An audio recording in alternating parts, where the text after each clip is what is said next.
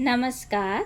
आइए सुनते हैं यशपाल जी की लिखी कहानी सच बोलने की भूल। शरद के आरंभ में 2 मास की छुट्टी ले ली थी। स्वास्थ्य सुधार के लिए पहाड़ी प्रदेश में चला गया था। पत्नी और बेटी भी साथ थी। बेटी की आयु तब 7 वर्ष की थी। उस प्रदेश में बहुत छोटे छोटे पड़ाव हैं। एक खच्चर किराए पर ले लिया था। असबाब खच्चर पर लाद लेते थे और तीनों हंसते बोलते पड़ाव पड़ाव पैदल यात्रा कर रहे थे। रात पड़ाव के किसी दुकान पर या डांग बंगले में बिता देते थे। कोई स्थान अधिक सुहावना लग जाता तो वहाँ 2 रात ठहर जाते। एक पड़ाव पर हम लोग डांग बंगले में ठहरे हुए थे। वह बंगला छोटी सी पहाड़ी के पूर्वी अंचल में था। बंगले के चौकीदार ने बताया, साहब लोग आते हैं तो चोटी के सूर्यास्त का दृश्य जरूर देखते हैं। चौकीदार ने बता दिया कि बंगले के बिल्कुल सामने से ही जंगलाती सड़क पहाड़ी तक जाती है। पत्नी सुबह 8 मील पैदल चल चुकी थी। उसे संध्या फिर पैदल 3 मील चढ़ाई पर जाने और लौटने का उत्साह अनुभव न हुआ, परंतु बेटी साथ चलने के लिए मचल गई। चौकीदार ने आश्वासन दिया, लगभग 1.5 मील सीधी सड़क है, फिर पहाड़ी पर अच्छी साफ पगडंडी है। जंगली जानवर इधर नहीं है। सूर्यास्त के बाद कभी कभी छोटी जाति के भेड़े जंगल से निकल आते हैं। भेड़िए भेड़ बकरी के मेमने या मुर्गियां उठा ले जाते हैं। आदमियों के समीप नहीं आते। मैं बेटी को साथ लेकर सूर्यास्त से 3 घंटे पूर्व ही चोटी की ओर चल पड़ा। सावधानी के लिए टॉर्च साथ ले ली। पहाड़ी तक 1.5 मील रास्ता बहुत ही सीधा और साफ था। चढ़ाई भी अधिक नहीं थी। पगडंडी से चोटी तक चढ़ने में भी कुछ कठिनाई नहीं हुई। पहाड़ की चोटी पर पहुंचकर पश्चिम की ओर बर्फानी पहाड़ों की श्रृंखलाएं फैली हुई दिखाई दी। क्षितिज पर उतरता सूर्य बर्फ से ढकी पहाड़ी की रीढ़ को छूने लगा तो ऊंची नीची आगे पीछे खड़ी हिमाच्छादित पर्वत श्रृंखलाएं अनेक इंद्रधनुष के समान झलमलाने लगी। हिम के स्फटित कणों की चादरों पर रंगों के खिलवाड़ से मन उमंग उमंग हो उठता था। बच्ची उल्लास से किलक किलक उठती थी। सूर्यास्त के दृश्य का सम्मोहन बहुत प्रबल था, परंतु ध्यान भी था। रास्ता दिखाई देने योग्य प्रकाश में ही डाक बंगले को जाती जंगलाती सड़क पर पहुंच जाना उचित है। अंधेरे में असुविधा हो सकती है। सूर्य आग के बड़ी थाली के समान लग रहा था। वह थाली बर्फ की सूली पर अपने किनारे पर खड़ी वेग से घूम रही थी। आग की थाली का सने सने बर्फ के कंगूरों की ओट में सरकते जाना बहुत ही मनोहारी लग रहा था। हिम के असम विस्तार पर प्रतिक्षण रंग बदल रहे थे। बच्ची उस दृश्य को मुंह खोले विस्मय से देख रही थी। दुलार से समझाने पर भी वह पूरे सूर्य के पहाड़ की ओट में हो जाने से पहले लौटने के लिए तैयार न हुई। सहसा सूर्यास्त होते ही चोटी पर बर्फ की श्यामल नीलिमा फैल गई। पहाड़ी की चोटी पर अब भी प्रकाश था, पर हम ज्यों ज्यों पूर्व की ओर नीचे उतर रहे थे, अंधेरा घना होता जा रहा था।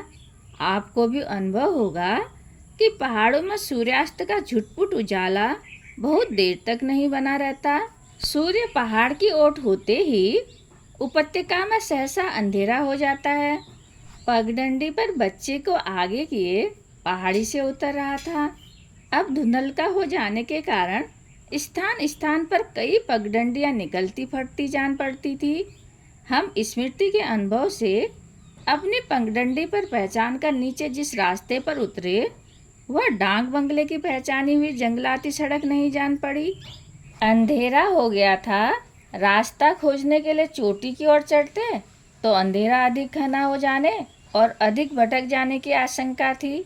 हम अनुमान से पूर्व की ओर जाती पगडंडी पर चल पड़े। जंगल में घुप अंधेरा था। टार्च के प्रकाश का जो गोला सा पगडंडी पर बनता था, उससे कटीले झाड़ों और ठोकर से बचने के लिए तो सहायता मिल सकती थी, परंतु मार्ग नहीं ढूंढा जा सकता था। चौकीदार ने अंचल में आसपास काफी बस्ती होने का आश्वासन दिया था। सोचा समी भी कोई बस्ती या झोपड़ी मिल जाएगी, रास्ता पूछ लेंगे। हम टॉर्च के प्रकाश में झाड़ियों से बचते पगडंडी पर चले जा रहे थे। 20-25 मिनट चलने के बाद एक हमारा रास्ता काटती हुई एक अधिक चौड़ी पगडंडी दिखाई दे गई। सामने एक के बजाय 3 मार्ग देखकर दुविधा और घबराहट हुई। ठीक मार्ग कौन सा होगा? अपने लक्ष्य की ओर बढ़ने की अपेक्षा भटकाव का ही अवसर अधिक हो गया था।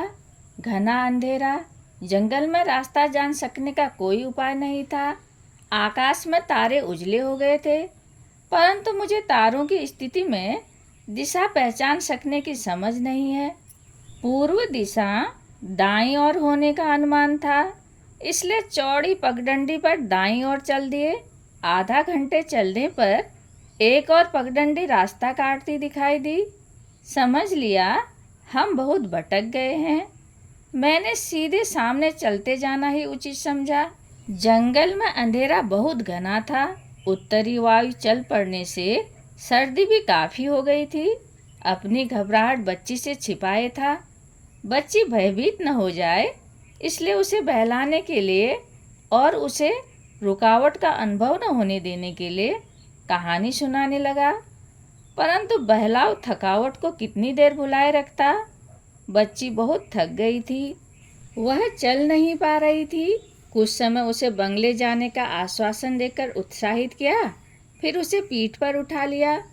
वह मेरे कंधे के ऊपर से मेरे सामने टॉर्च का प्रकाश डालती जा रही थी।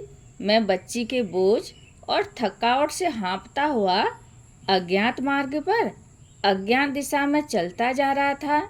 मेरी पीठ पर बैठी बच्ची सर्दी से सिहर सिहर उठती थी और मैं हाँफ कर पसीना पसीना हो गया था। कुछ समय बाद मैं दम लेने के लिए बच्ची को पगडंडी पर खड़ा करके घड़ी देख लेता था। अधिक रात न हो जाने के आश्वासन से कुछ साहस मिलता था। हम अजाने जंगल के घने अंधेरे में 2.5 घंटे तक चल चुके थे। मेरी घड़ी में 9:30 बज गए तो मेरा मन बहुत घबराने लगा।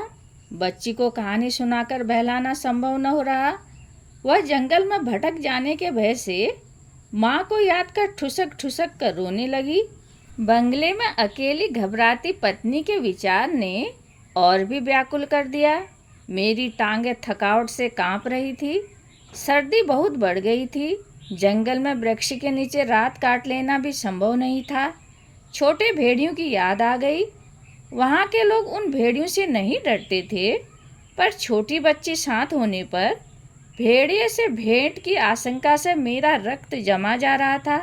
हम जंगल से निकलकर खेतों में पहुँचे तो 10 बज चुके थे। कुछ खेत पार कर चुके तो तारों के प्रकाश में कुछ दूरी पर झोपड़ी का आभास मिला। झोपड़ी में प्रकाश नहीं था। बच्ची को पीठ पर उठाए फसल भरे खेत में झोपड़ी की ओर बढ़ने लगा। झोपड़ी के कुत्ते ने हमारे उस ओर बढ़ने का ऐतराज किया।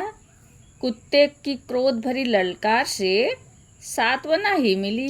विश्वास हो गया झोपड़ी सूनी नहीं है। पहाड़ों में वर्षा की अधिकता के कारण छतें ढालू बनाई जाती हैं। गरीब किसान ढालू छत के भीतर स्थान का उपयोग करने के लिए अपनी झोपड़ी को 2 तल्ला कर लेते हैं। मिट्टी की दीवारें, फूस का छत और चारों ओर कांटों की ऊंची बाड़। किसान लोग नीचे के तल्ले में अपने पशु बांध लेते हैं और ऊपर के तल्ले में उनकी गृहस्थी रहती है। मैं झोपड़ी की बाड़ के मोहरे पर पहुंचा तो कुत्ता मालिक को चेताने के लिए बहुत जोर से भौंका। झोपड़ी का दरवाज़ा और खिड़की बंद थे। मेरे कई बार पुकारने और कुत्ते के बहुत उत्तेजना से भौंकने पर झोपड़ी के ऊपर के भाग में छोटी सी खिड़की खुली। झुंझलाहट की ललकार सुनाई दी। कौन है? इतनी रात गए कौन आया है? मैंने झोपड़ी के भीतर में से आती ललकार का उत्तर दिया। मुसाफिर हूँ, रास्ता भटक गया हूँ। छोटी बच्ची साथ है। पड़ाव के डांग बंगले पर जाना चाहता हूँ। खिड़की में से एक किसान ने सिर बाहर निकाला और क्रोध से फटकार दिया। तुम शहरी हो ना? तुम आवारा लोगों को देहात में क्या काम, चोरी चकारी करने आए हो? भाग जाओ, नहीं तो काट कर 2 टुकड़े कर देंगे और कुत्ते को खिला देंगे। किसान को अपनी और बच्ची की दयनीय दशा दिखलाने के लिए अपने ऊपर टॉर्च का प्रकाश डाला और विनती की।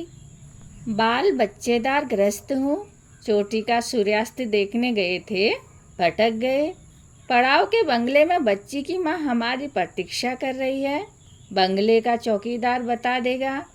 पड़ाव के डाक बंगले पर जाना चाहता हूँ, रास्ता दिखाकर पहुँचा दो तो बहुत कृपा हो। तुम्हें कष्ट तो होगा, यथाशक्ति मूल्य चुका दूंगा। किसान और भी क्रोध से झल्लाया। पड़ाव और डाक बंगला तो यहाँ से 7 मील है। कौन तुम्हारे बाप का नौकर है जो इस अंधेरे में रास्ता दिखाने जाएगा? भाग जाओ यहाँ से, नहीं तो कुत्ते को अभी छोड़ता हूँ।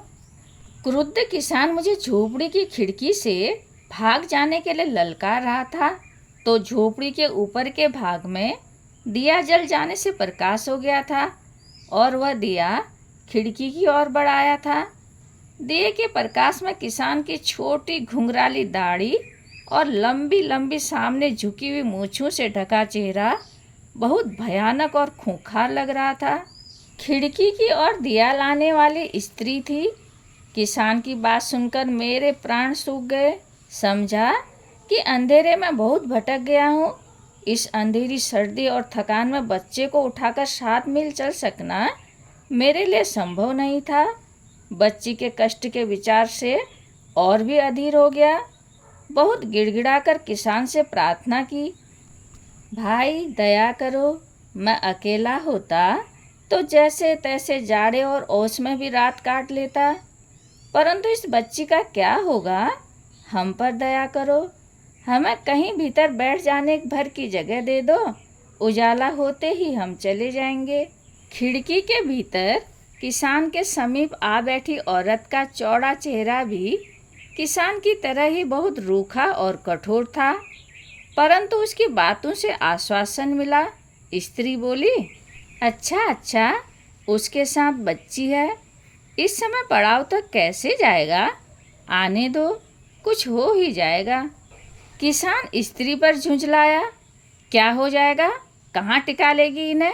शहर के लोग हैं, इनकी मेहमानदारी हमारे बस की नहीं। स्त्री ने उत्तर दिया, अच्छा, नीचे जाकर कुत्ते को पकड़ो, उन्हें आने दो। किसान ने नीचे आकर झोपड़ी का दरवाज़ा खोला, कुत्ते को डराकर चुप करा दिया और हमारे लिए बाड़े का मोहरा खोल दिया। स्त्री भी हाथ में दिया लिए नीचे आ गई। किसान और कुत्ता स्त्री के विरोध में असंतोष से गुर्राते जा रहे थे।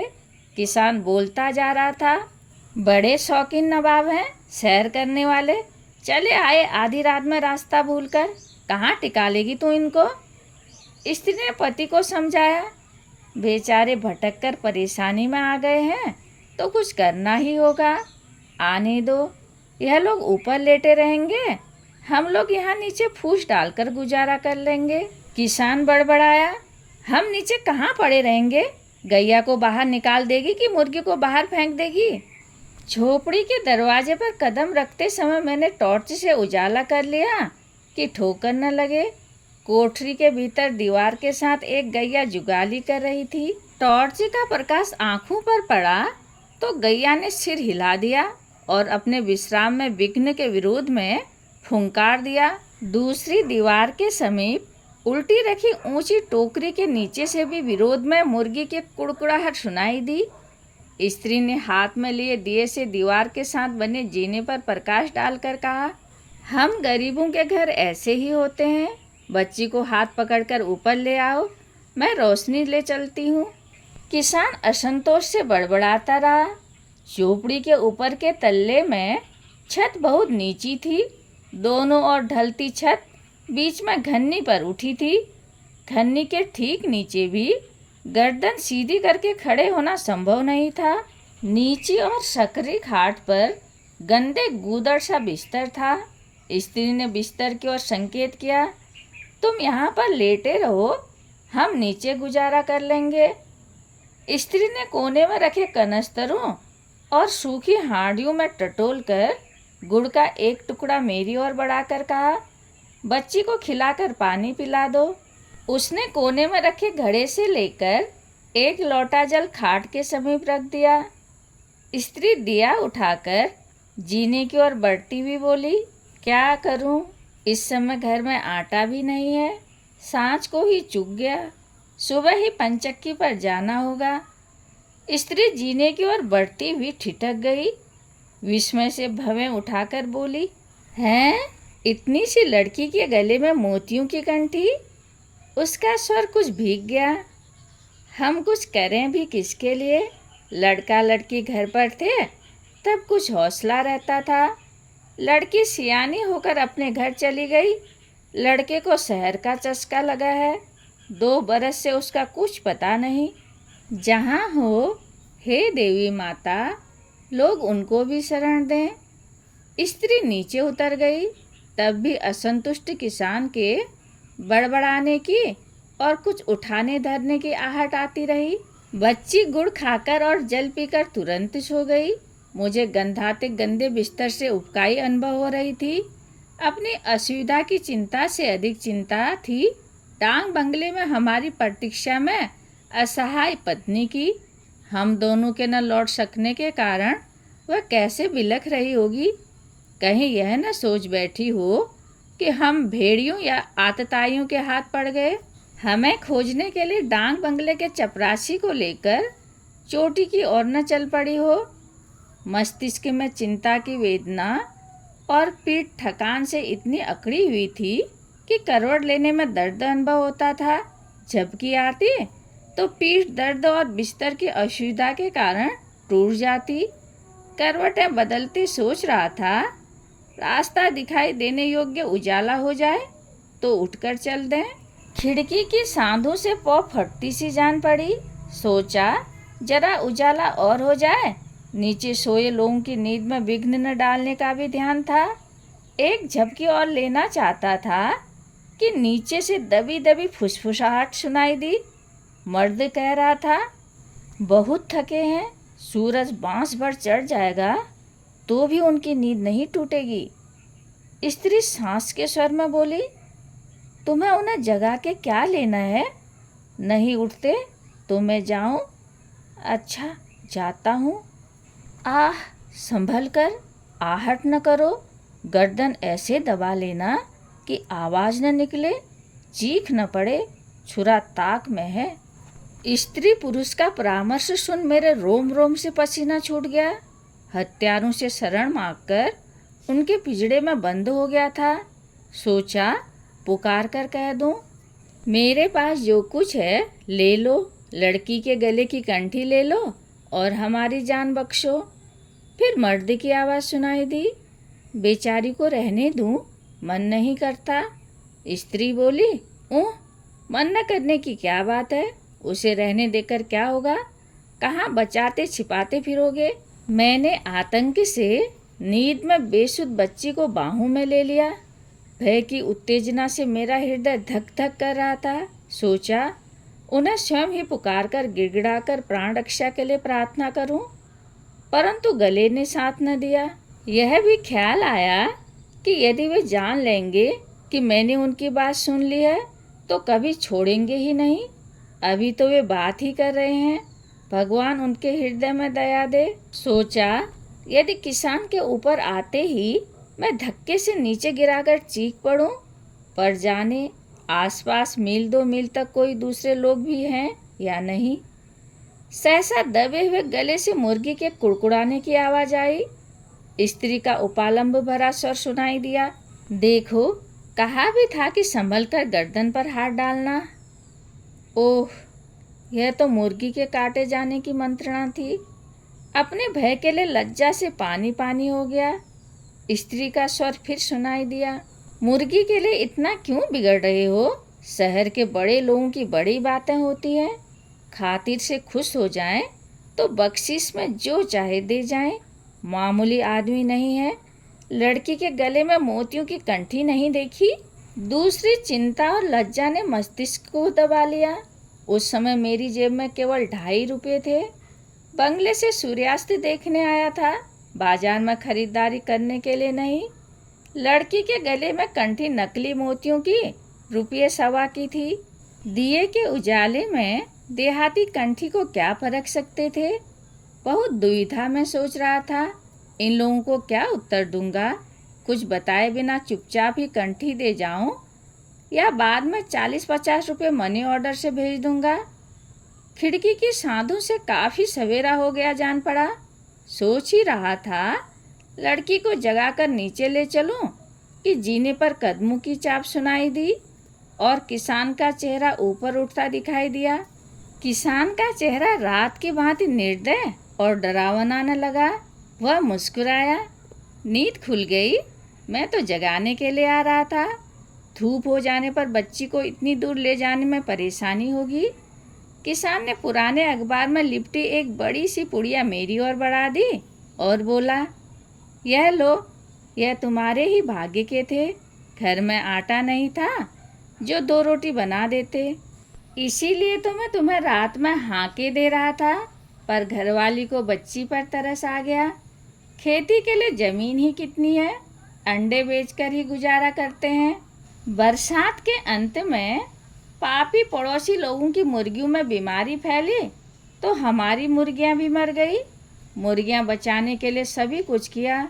पीर की दरगाह पर दिए जलाए, मुर्गियों को ढेरों लहसुन खिलाया, सरकारी अस्पताल से दवाई भी लाकर दी, पर उनका काल आ गया था, बची नहीं। हाँ, यह मुर्गा बड़े जीवट का था, बीमारी झेल कर भी बच गया। उसके लिए तुम आ गए। एक छोटी सी मुर्गी काल की आंख से बचकर छिप रही थी, वह बच्ची के लिए हो जाएगी। इस समय तुम्हारा काम चले, हमारा देखा जाएगा। किसान ने पुड़िया मेरे हाथ में दे दी और बोला, रात के भूखे हो, चाहो तो नीचे चलकर कुल्ला करके मुंह हाथ धो लो और अभी खा लो, मन चाहे तो रास्ते में खा लेना। मैंने बच्ची को उठाया। उसने उठते ही भूख से व्याकुलता प्रकट की। दोनों ने अखबार की पुड़िया खोलकर नाश्ता कर लिया। पेट भर नाश्ता करके मैं संकोच से मरा जा रहा था। किसान और उसकी स्त्री ने बहुत आशा से हमारी खातिर की थी। अपने अंतिम मुर्गा चूजा भी हमारे लिए काट दिए थे। मैंने संकोच से कहा, इस समय मेरी जेब में कुछ है नहीं, केवल 2.5 रुपये हैं। अपना नाम पता दे दो, मनी ऑर्डर से रुपये भेज दूंगा। मैंने बच्ची के गले से कंठी उतारकर स्त्री की ओर बढ़ा दी। चाहे तो यह रख लो। स्त्री कंठी हाथ में लेकर प्रसन्नता से किलक उठी। हाय, इसे तो मैं मठ में चढ़ाकर मानता मांगूंगी। हमारी मुर्गियों पर देवताओं की कोप दृष्टि कभी न हो। स्त्री की सरलता मेरे मन को छू गई। रह न सका, कह दिया, तुम्हें धोखा नहीं देना चाहता, कंठी के मोती नकली हैं। स्त्री ने कंठी मेरी ओर फेंक दी। घृणा और झुंझलाहट से उंगलियों छिटका कर बोली, रखो इसे, तुम ही रखो। शहर के लोगों से धोखे के सिवाय और मिलेगा क्या। किसान ठगे जाने से क्रुद्ध हो गया। वह डांग बंगले का रास्ता बताने के लिए साथ न चला। दिन का उजाला था। हम राह पूछ पूछ कर बंगले पर पहुंच गए। पत्नी डांग बंगले के सामने अस्त व्यस्त और विक्षिप्त की तरह धरती पर बैठी हुई दिखाई दी। उसका चेहरा ओस से भीगे सूखे पत्ते की तरह आंसू से तर और पीला था। आंखें गुड़हल के फूल की तरह लाल थी। वह बच्ची को कलेजे पर दबाकर चीख कर रोई और फिर मुझसे चिपट चिपट कर रोती रही। पत्नी के संभल जाने पर मैंने उसे रात का अनुभव सुना दिया। रात मेरे और बच्ची के असहाय अवस्था में गला काट दिए जाने के काल्पनिक भय में पसीना पसीना होकर कांपने की बात सुनकर उसने भी भय प्रकट किया। हाय, मैं मर गई। पत्नी को बच्ची की कंठी के लिए किसान स्त्री के लोभ और कंठी के विषय में सच्चाई जानकर उसके खिन्न हो जाने की बात भी बता दी। पत्नी ने मुझे उलाहना दिया। उन देहातियों को कंठी के बारे में बता खिन्न करने की क्या जरूरत थी। कंठी मठ में चढ़ाकर उनकी भावना संतुष्ट हो जाती। सोचा, किस भूल के लिए अधिक लज्जा अनुभव करूं, काल्पनिक भय में पसीना पसीना हो जाने के लिए या सच बोल देने की भूल के लिए। कहानी सुनने के लिए धन्यवाद।